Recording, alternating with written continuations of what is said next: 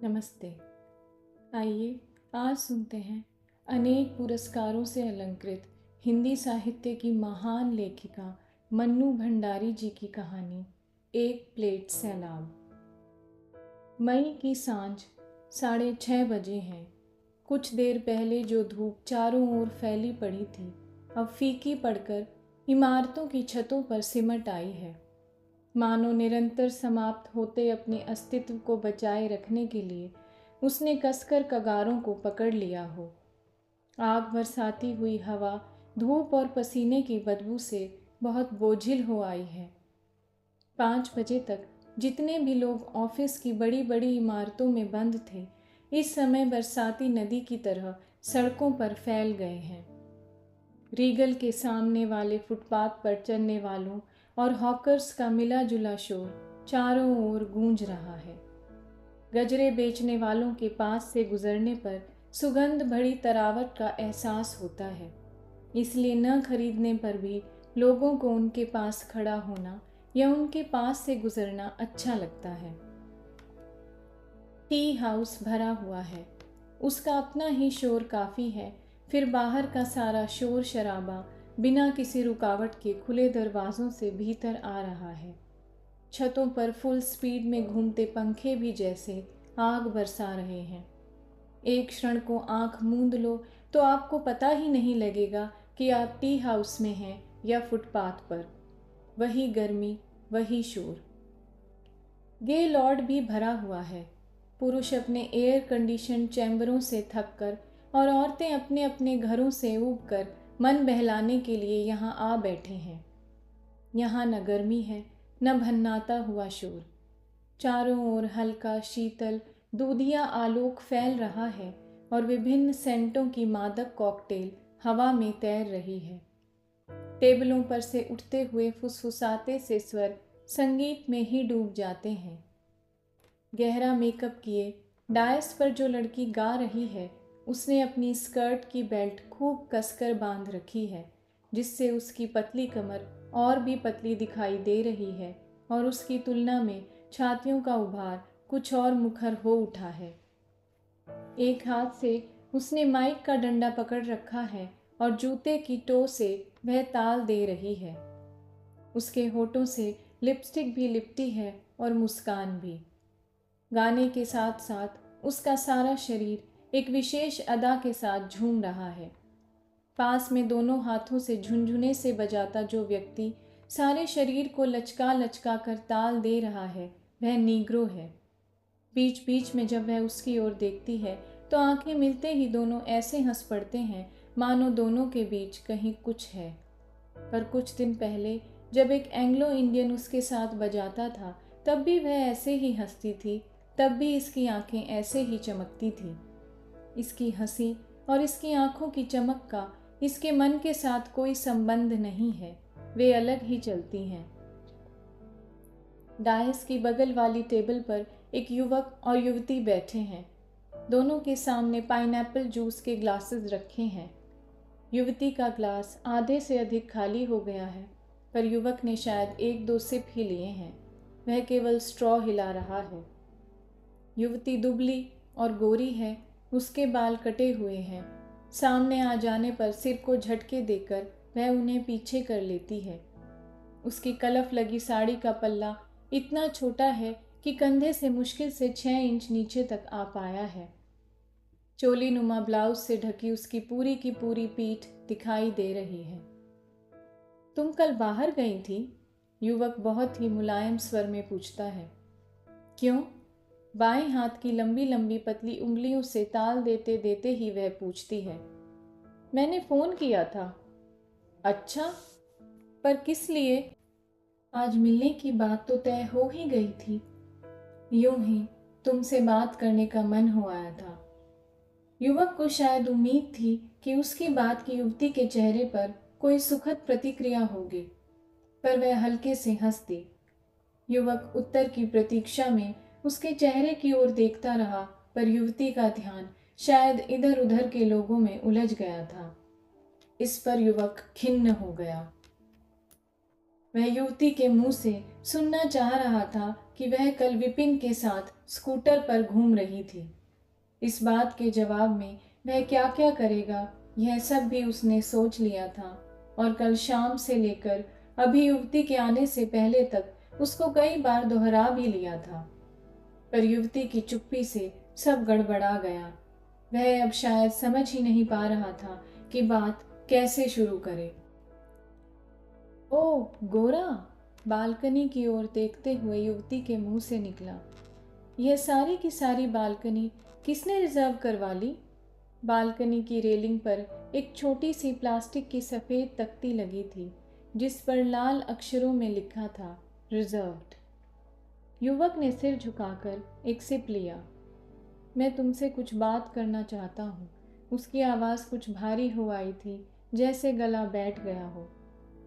युवती ने सिप लेकर अपनी आंखें युवक के चेहरे पर टिका दी। वह हल्के हल्के मुस्कुरा रही थी और युवक को उसकी मुस्कुराहट से थोड़ा कष्ट हो रहा था। देखो, मैं इस सारी बात में बहुत गंभीर हूँ, झिझकते से स्वर में वह बोला। गंभीर? युवती खिलखिला पड़ी तो उसके बाल आगे को झूल आए। सिर झटक कर उसने उन्हें पीछे किया। मैं तो किसी भी चीज़ को गंभीरता से लेने में विश्वास ही नहीं करती। ये दिन तो हंसने खेलने के हैं, हर चीज़ को हल्के फुल्के ढंग से लेने के। गंभीरता तो बुढ़ापे की निशानी है।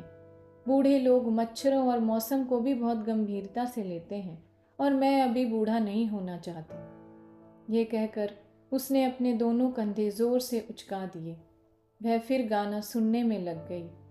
युवक का मन हुआ कि वह उसकी मुलाकातों और पुराने पत्रों का हवाला देकर उससे अनेक बातें पूछे, पर बात उसके गले में ही अटक कर रह गई और वह खाली खाली नज़रों से इधर उधर देखने लगा। उसकी नज़र रिजर्व्ड की उस तख्ती पर जा लगी। एकाएक उसे लगने लगा जैसे वह तख्ती वहाँ से उठकर उन दोनों के बीच आ गई है और प्लास्टिक के लाल अक्षर नियॉन लाइट के अक्षरों की तरह दिप दिप करने लगे। तभी गाना बंद हो गया और सारे हॉल में तालियों की गड़गड़ाहट गूंज उठी। गाना बंद होने के साथ ही लोगों की आवाज़ें धीमी हो गई, पर हॉल के बीचों बीच एक छोटी टेबल के सामने बैठे एक स्थूल काय खद्दरधारी व्यक्ति का धारा प्रवाह भाषण स्वर के उसी स्तर पर जारी रहा। सामने पतलून और बुशर्ट पहने एक दुबला पतला व्यक्ति उनकी बातों को बड़े ध्यान से सुन रहा था। उनके बोलने से थोड़ा थोड़ा थूक उछल रहा था, जिससे सामने वाला व्यक्ति ऐसे पहुंचता था जैसे उसे मालूम ही न हो। पर उनके शब्द शायद इन छोटी मोटी बातों पर ध्यान देने लायक समय ही नहीं है। वे मूड में आए हुए हैं। गांधी जी की पुकार पर कौन व्यक्ति अपने को रोक सकता था भला? क्या दिन थे वे भी। मैंने बिजनेस की तो की ऐसी की तैसी और देश सेवा के काम में जुट गया। फिर तो सारी जिंदगी पॉलिटिकल सफरर की तरह ही गुजार दी। सामने वाला व्यक्ति चेहरे पर श्रद्धा के भाव लाने का भरसक प्रयत्न करने लगा। देश आज़ाद हुआ तो लगा कि असली काम तो अब करना है। सब लोग पीछे पड़े कि मैं खड़ा हूँ, मिनिस्ट्री पक्की है, पर नहीं साहब, यह काम अब अपने बस का नहीं रहा। जेल के जीवन ने काया को जर्जर कर दिया। फिर यह भी लगा कि नवनिर्माण में नया खून ही आना चाहिए। सो बहुत पीछे पड़े तो बेटों को झोंका इस चक्कर में। उन्हें समझाया, जीवन भर के हमारे त्याग और परिश्रम का फल है यह आज़ादी। तुम लोग अब इसकी लाज रखो, बिजनेस हम संभालते हैं। युवक शब्दों को ठेलता सा बोला, आपकी देशभक्ति को कौन नहीं जानता। वे संतोष की एक डकार लेते हैं और जेब से रुमाल निकाल कर अपना मुंह और मूछों को साफ करते हैं। रुमाल वापस जेब में रखते हैं और पहलू बदल कर दूसरी जेब से चांदी की डिबिया निकाल कर पहले खुद पान खाते हैं, फिर सामने वाले व्यक्ति की ओर बढ़ा देते हैं। जी नहीं, मैं पान नहीं खाता। कृतज्ञता के साथ ही उसके चेहरे पर बेचैनी का भाव उभर जाता है। एक यही लत है जो छूटती नहीं। पान की डिबिया को वापस जेब में रखते हुए वे कहते हैं, इंग्लैंड गया तो हर सप्ताह हवाई जहाज से पानों की गड्डी आती थी। जब मन की बेचैनी केवल चेहरे से नहीं संभलती तो वह धीरे धीरे हाथ रगड़ने लगता है। पान को मुंह में एक और ठेलकर वे थोड़ा सा हकलाते हुए कहते हैं, अब आज की ही मिसाल लो, हमारे वर्ग का एक भी आदमी गिना दो जो अपने यहाँ के कर्मचारी की शिकायत इस प्रकार सुनता हो। पर जैसे ही तुम्हारा केस मेरे सामने आया, मैंने तुम्हें बुलाया, यहाँ बुलाया। जी हाँ, दूसरे व्यक्ति के चेहरे पर कृतज्ञता का भाव और अधिक मुखर हो जाता है। वह अपनी बात शुरू करने के लिए शब्द ढूंढने लगता है। उसने बहुत विस्तार से बात करने की योजना बनाई थी, पर अब सारी बात को संक्षेप में कह देना चाहता है। सुना है तुम कुछ लिखते लिखाते भी हो। एकाएक हॉल में फिर संगीत गूंज उठता है। वे अपनी आवाज़ को थोड़ा और ऊंचा करते हैं। युवक का उत्सुक चेहरा थोड़ा और आगे को झुक जाता है। तुम चाहो तो हमारी इस मुलाकात पर एक लेख लिख सकते हो। मेरा मतलब, लोगों को ऐसी बातों से नसीहत और प्रेरणा लेनी चाहिए। यानी, पान शायद उन्होंने वाक्य पूरा करने से पहले ही थूकना चाहा। तभी बीच की टेबल पर आई उई का शोर होता है और सबका ध्यान अनायास ही उधर चला जाता है। बहुत देर से ही वह टेबल लोगों का ध्यान अनायास ही खींच रही थी। किसी के हाथ से कॉफ़ी का प्याला गिर पड़ा है। बैराज झाड़न लेकर दौड़ पड़ा और असिस्टेंट मैनेजर भी आ गया। 2 लड़कियां खड़ी होकर अपने कुर्तों को रुमाल से पोंछ रही हैं, बाकी लड़कियां हंस रही हैं। सभी लड़कियों ने चूड़ीदार पाजामे और ढीले ढाले कुर्ते पहन रखे हैं। केवल एक लड़की साड़ी में है और उसने ऊंचा सा जूड़ा बना रखा है। बातचीत और हाव भाव से सब मिरेंडियंस लग रही हैं। मेज साफ होते ही खड़ी लड़कियां बैठ जाती हैं और उनकी बातों का टूटा क्रम फिर से चल पड़ता है। पापा को इस बार हार्ट अटैक हुआ है, सो छुट्टियों में कहीं बाहर तो नहीं जा सकेंगे। हमने तो सारी छुट्टियां यहीं बोर होना है। मैं और मम्मी सप्ताह में एक पिक्चर तो देखते ही हैं। It's a must for us. छुट्टियों में तो हमने 2 देखनी है। हमारी किटी ने बड़े स्वीट पप्स दिए हैं। डैडी इस बार उसे मीट करवाने बम्बई ले गए थे। किसी प्रिंस का एल्सेशियन था। मम्मी बहुत बिगड़ी थी। उन्हें तो दुनिया में सब कुछ वेस्ट करना ही लगता है। पर डैडी ने मेरी बात रख ली and it paid us also. Really pups बहुत स्वीट हैं। इस बार मम्मी ने पता है क्या कहा है, छुट्टियों में किचन का काम सीखो। मुझे तो बाबा किचन के नाम से ही एलर्जी है। मैं तो इस बार मोराविया पढ़ूंगी। हिंदी वाली मिस ने हिंदी नॉवेल्स की एक लिस्ट पकड़ाई है। पता नहीं हिंदी के नॉवेल्स तो पढ़े ही नहीं जाते। एक लड़की जोर से कंधे उचका देती है। तभी बाहर का दरवाज़ा खुलता है और चुस्त दुरुस्त शरीर और रोबदार चेहरा लिए एक व्यक्ति भीतर आता है। भीतर का दरवाज़ा खुलता है तब वह बाहर का दरवाज़ा बंद चुका होता है, इसलिए बाहर के शोर और गर्म हवा का लवलेश भी भीतर नहीं आ पाता। सीढ़ियों के पास वाले कोने की छोटी सी टेबल पर दीवार से पीठ सटाए एक महिला बड़ी देर से बैठी है। ढलती उम्र के प्रभाव को भरसक मेकअप से दबा रखा है। उसके सामने कॉफ़ी का प्याला रखा है और वह बेमतलब थोड़ी थोड़ी देर के लिए सब टेबल्स की ओर देख लेती है। आने वाले व्यक्ति को देखकर उसके ऊब भरे चेहरे पर हल्की सी चमक आ जाती है और वह उस व्यक्ति को अपनी ओर मुखातिब होने की प्रतीक्षा करती है। खाली जगह देखने के लिए वह व्यक्ति चारों ओर नज़र दौड़ा रहा है। महिला को देखते ही उसकी आंखों में परिचय का भाव उभरता है और महिला के हाथ हिलाते ही वह उधर ही बढ़ जाता है। हेलो, आज बहुत दिनों बाद दिखाई दी मिसेस रावत। फिर कुर्सी पर बैठने से पहले पूछता है, आप यहाँ किसी का वेट तो नहीं कर रही हैं? नहीं जी, घर में बैठे बैठे या पढ़ते पढ़ते जब तबीयत ऊब जाती है तो यहाँ आ बैठती हूँ। 2 कप कॉफ़ी के बहाने घंटा 1.5 घंटा मज़े से कट जाता है। कोई जान पहचान का फुर्सत में मिल जाए तो लंबी ड्राइव पर ले जाती हूँ। आपने तो किसी को टाइम नहीं दे रखा है ना? नो नो, बाहर ऐसी भयंकर गर्मी है कि बस एकदम आग बरस रही है। सोचा यहाँ बैठकर एक कोल्ड कॉफ़ी ही पी ली जाए। बैठते हुए उसने कहा।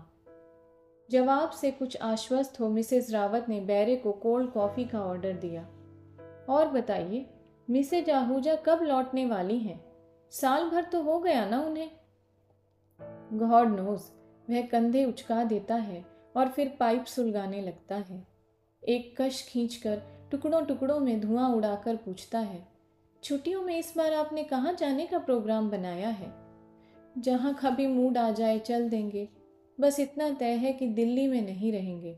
गर्मियों में तो यहाँ रहना असंभव है। अभी यहाँ से निकलकर गाड़ी में बैठेंगे तब तक शरीर झुलस जाएगा। सड़कें तो जैसे भट्टी हो रही हैं। गाने का स्वर डायस से उठकर फिर सारे हॉल में तैर गया।